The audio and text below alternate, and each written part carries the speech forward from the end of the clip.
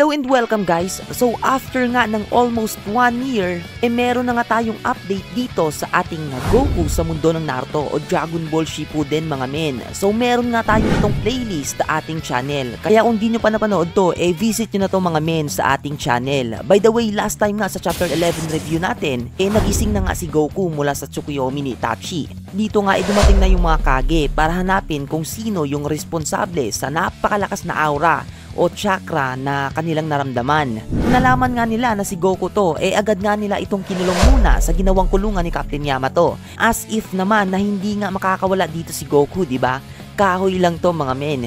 Anyway, dito kinausap nga siya ni Obito para siguro sa isang kasunduan. So alam naman natin itong plano ni Obito guys, di ba? Kailangan niya nga itong napakalakas na aura ni Goku para sa 10 Tails. Well anyway, sa last chapter nga dito nga lang nagtapos yung kwento. So ngayon nga move na nga tayo dito sa chapter 12. So mga men, dito nga sa first panel ng chapter 12 nakikipag-negotiate nga itong si Obito kay Goku na sumama nga ito sa kanya para dalhin sa isang portal. Pabalik nga daw sa dimension ni Goku. Pero parang hindi pa nga payag dito si Goku. Sinabi pa dito ni Goku na kailangan niya na nga daw umuwi na kaagad. Kasi the more nga daw na nagstay siya dito sa mundo ng mga ninja, the more nga daw na gumagawa siya ng problema. Kaya dito no choice na si Goku kundi pumayag na nga dito sa gusto ni Obito. At dito pumayag na nga si Goku sa agreement nila.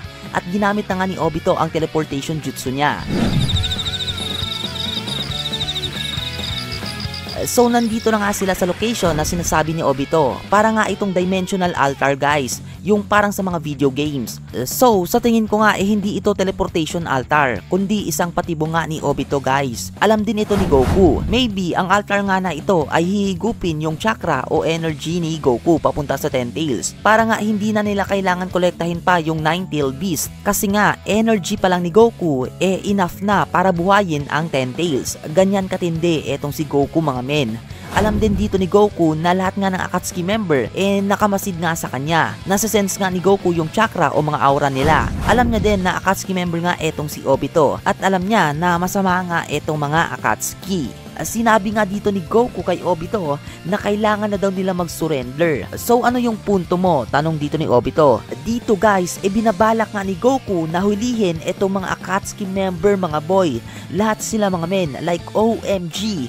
Masasaksihan natin kung gaano kadugo ang laban na ito mga men. Nagdemand nga dito si Goku na sumuko na nga itong Akatsuki at ihinto yung masasama nilang mga plano. At dito, sinusubukan pa nga ni Obito na ibahin yung perspective ni Goku about sa Akatsuki. Na paano daw ba nakakasiguro si Goku na hindi nga nagsisinungaling itong si Tsunade about sa Akatsuki. Pero dito sabi lang ni Goku, I trust my friends. Well, alam naman natin na meron ngang instincts etong si Goku pagdating sa mga ganito. Like, parang nasa-sense niya nga yung kaloob-looban ng isang tao, di ba? At dito hindi nga din agree si Obito sa alok ni Goku na pag-surrender. Kaya nag-umpisa na magparamdam ng lakas etong si Goku mga boy. Remember mga men, sa ganitong form ni Goku, kayang-kaya niya pagsabayin labanan ng mga Akatsuki. Depende na lang kung alam niya yung mga kayang gawin nito. Kasi for sure, hindi talaga mag-all out etong si Goku dito. Kaya if ever nagamitan siya ng killer jutsu, pwede siya madihado sa laban. Lalo na't lahat ng Akatsuki yan mga men. Mga class S na halimaw lahat yan mga men. At dito nagpakita na nga lahat ng Akatsuki member kay Goku. Nandyan sina Pain, Zetsu, Kisame, Hidan, Itachi, Deidara at lahat na mga men. So sabi nga dito ni Hidan na-broke nga ni Goku yung Genjutsu. Kasi dito pala na part guys, nung nag-uusap pa lang si Obito at Goku, na-under na pala siya sa Genjutsu. Pero na-broke nga ito ni Goku nang i-burst out niya yung energy niya. Na-broke niya yung Genjutsu. So alam naman natin na twice is enough para kay Goku. Hindi effective sa kanya pag ginamitan siya ng teknik ng ikalawang beses. Pero amazing mga men na, kasi in a short span lang, alam na i-counter ni Goku yung Genjutsu, diba? With no proper training. Dito mga men, mga bigating Akatsuki to, lalo na etong si Pain. Sinabi nga dito ni Pain na ipapakita ko sa kanya kung ano ang kayang gawin ng isang shinobi. I'll teach him pain. At dito nga unang ang umatake etong si Itachi. Katon! Okakyu no jutsu!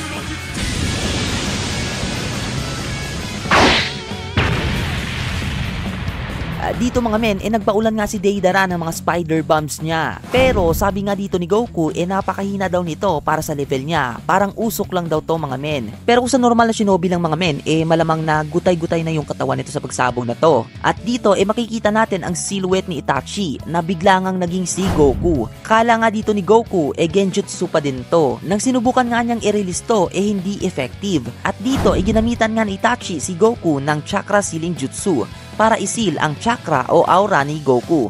And end of the chapter. So guys, naloko nga ni Itachi si Goku. Sa tingin ko isang transformation jutsu nga itong ginamit niya para nga ma-distract ni Itachi yung focus ni Goku. At effective nga ito mga men. Parang Naruto style lang during Kaguya Otsutsuki arc. Ang talino talaga ni Itachi mga men. In fact, ang taba talaga ng utak ng gumawa ng fan-made manga na to. Well, hanggang dito nga lang yung chapter 12 muna mga boy dahil medyo mahaba nga yung chapter 13. Kaya hanggang dito nga lang muna tayo. At para nga updated ka sa paglabas ng chapter 13, mag-subscribe ka na para lagi kang updated sa paglabas ng ating mga bagong uploads. Keep safe mga men. God bless. I love you all. Peace out. Bye-bye.